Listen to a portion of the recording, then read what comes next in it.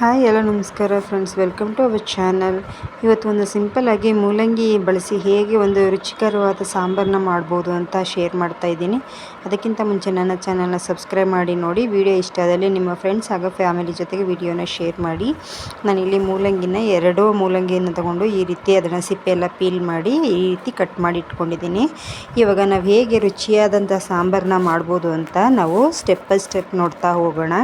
ನಾನಿಲ್ಲಿ ತೊಗರಿಬೇಳೆ ಹಾಗೆಯೇ ಮಸೂರ್ ದಾಲ್ ಅಂತ ಬರುತ್ತೆ, ಕೆಂಪು ಬೇಳೆ ಅಂತ, ಆ ಎರಡು ಬೇಳೆಗಳನ್ನ ಈ ಸಾಂಬಾರು ಮಾಡೋದಕ್ಕೆ ಯೂಸ್ ಮಾಡ್ಕೊಳ್ತಾ ಇದ್ದೀನಿ. ಮೂಲಂಗಿ ಅಂದರೆ ಇಷ್ಟಪಡದೇ ಇರೋರಿಗೆ ಎಸ್ಪೆಷಲಿ ಈ ರೆಸಿಪಿ ಅಂತಲೇ ಹೇಳ್ಬೋದು. ಇಲ್ಲಿ ನಾನು 6 ಟೊಮೆಟೊನ ಹಾಕ್ಕೊಂಡಿದ್ದೀನಿ, ಸ್ವಲ್ಪ ನೀರು, ಅರಿಶಿನ ಹಾಗೆ ಸ್ವಲ್ಪ ಆಯಿಲ್ನ ಹಾಕ್ಕೊಳ್ತಾ ಇದ್ದೀನಿ. ಇವಾಗ ತೊಗರಿಬೇಳೆ ನಾವೇನು ಬೇಳೆಗಳು ತೊಗೊಂಡಿದ್ವಿ ಅದನ್ನು ನಾನು ಚೆನ್ನಾಗಿ ಇದನ್ನು ವಾಶ್ ಮಾಡ್ಕೊಳ್ತಾ ಇದ್ದೀನಿ. ಮೂಲಂಗಿ ಅಂದರೆ ಸ್ವಲ್ಪ ಜನ ಸ್ಮೆಲ್ ನಮಗೆ ಇಷ್ಟ ಇಲ್ಲಪ್ಪ ಅಂತ ಹೇಳ್ತಾರೆ. ಈ ರೀತಿ ಮಾಡಿ ನೋಡಿ, ತುಂಬ ರುಚಿಯಾಗಿರುತ್ತೆ. ಈಗ ಬೇಳೆನ ಹಾಕಿ ನಾನು ಒಂದು 4 ಕೂಗನ್ನ ಇದನ್ನು ಕೂಗಿಸ್ಕೊಳ್ತೀನಿ. ಬೇಳೆ ಎಲ್ಲ ಚೆನ್ನಾಗಿ ಸ್ಮ್ಯಾಶ್ ಆಗಬೇಕು. ನಾನು ಹಾಗೆ ಈರುಳ್ಳಿನೂ ಸಹ ಸೇರಿಸಿದ್ದೀನಿ. ಇವಾಗ ಮೂಲಂಗಿನ ಈ ರೀತಿ ಕಟ್ ಮಾಡಿ ಇಟ್ಕೊಂಡಿದ್ದೀನಿ. ಇವಾಗ ಇದಕ್ಕೆ ಒಂದು ಮಸಾಲೆನ ರೆಡಿ ಮಾಡ್ಕೋಬೇಕಾಗುತ್ತೆ.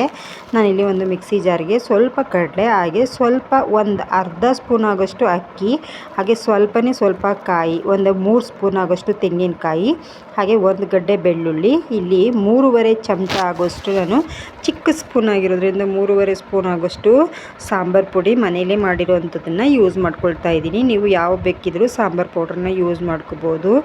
ಇದಿಷ್ಟನ್ನು ಹಾಕಿ ಇದನ್ನು ನುಣ್ಣಗೆ ನಾವಿವಾಗ ಪೇಸ್ಟ್ ಮಾಡ್ಕೋಬೇಕಾಗತ್ತೆ. ಇಲ್ಲಿ ಬೇಳೆ ಈ ರೀತಿ ಸ್ಮ್ಯಾಶ್ ಆಗಿರಬೇಕು. ನೋಡಿ, ಬೇಳೆ ಬೆಂದಿದೆ.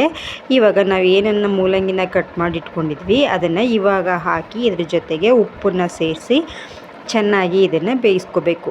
ನೀವು ಕುಕ್ಕರಲ್ಲೇ ಒಟ್ಟಿಗೆ ಹಾಕೋಬೋದು, ಆದರೆ ಮೂಲಂಗಿ ಎಲ್ಲ ತುಂಬಾ ಸ್ಮ್ಯಾಶ್ ಆಗಿಬಿಡುತ್ತೆ ಅಂತ ಹೇಳೋ ಕಾರಣಕ್ಕೆ ನಾನಿಲ್ಲಿ ಈ ರೀತಿ ಇದನ್ನು ಬೇಯಿಸ್ಕೊಳ್ತಾ ಇದ್ದೀನಿ. ಇದನ್ನು ಚೆನ್ನಾಗಿ ಇವಾಗ ಈ ಬೇಳೆ ಟೊಮೆಟೊ ಏನು ಸ್ಮ್ಯಾಶ್ ಮಾಡಿದ್ವಿ ಇದ್ರ ಜೊತೆಗೆ ಚೆನ್ನಾಗಿ ಬೇಯೋ ತನಕ ಬೇಯಿಸ್ಕೋಬೇಕು. ನೋಡಿ, ಮಸಾಲೆ ಈ ರೀತಿ ನುಣ್ಣಗಾಗಿದೆ. ಇವಾಗ ಇದನ್ನು ಮೂಲಂಗಿ ಬೆಂದಿದೆ ಅಂತ ಗೊತ್ತಾದ ತಕ್ಷಣ ಇದನ್ನು ಸೇರಿಸ್ಕೋಬೇಕಾಗುತ್ತೆ. ನಾನು ರುಬ್ಬಿರೋಂಥ ಮಸಾಲೆನ ಸೇರಿಸಿ ರುಚಿಗೆ ಇನ್ನೆಷ್ಟು ಬೇಕು ಅಂತ ಟೇಸ್ಟ್ ಮಾಡಿ ಮತ್ತೆ ಉಪ್ಪನ್ನು ಸೇರಿಸ್ಕೊಳ್ತಾ ಇದ್ದೀನಿ. ಇವಾಗ ಇದಕ್ಕೆ ಒಂದು ಸಿಂಪಲ್ ಒಗ್ಗರಣೆ, 1-2 ಸ್ಪೂನ್ ಆಯಿಲು, ಒಣಮೆಣಸಿನ್ಕಾಯಿ, ಸಾಸಿವೆ, ಕರಿಬೇವು ಹಾಗೆ ಇಂಗನ್ನ ಸೇರಿಸಿ ಚೆನ್ನಾಗಿ ಇದನ್ನು ಫ್ರೈ ಮಾಡಬೇಕು. ಈ ಒಗ್ಗರಣೆನ ಚೆನ್ನಾಗಿ ಫ್ರೈ ಮಾಡ್ಕೋಬೇಕು, ಆವಾಗಲೇ ಟೇಸ್ಟ್ ಚೆನ್ನಾಗಿರೋದು. ಇವಾಗ ಸ್ವಲ್ಪ ಅಚ್ಚ ಖಾರದ ಪುಡಿನ ಸೇರಿಸ್ತಾ ಇದ್ದೀನಿ. ಯಾಕಪ್ಪ ಅಂತೇಳಿದ್ರೆ ಕಲರ್ ಚೆನ್ನಾಗಿ ಬರುತ್ತೆ. ಹೋಟೆಲ್ಗಳಲ್ಲಿ ಬರುತ್ತಲ್ಲ ಸಾಂಬಾರು ರೆಡ್ಡಿಶ್ ಆಗಿ, ಆ ರೀತಿ ಚೆನ್ನಾಗಿರುತ್ತೆ. ಈ ಸಾಂಬಾರಿಗೆ ಈಗ ಒಗ್ಗರಣೆ ಸೇರಿಸಿದ್ದೀನಿ.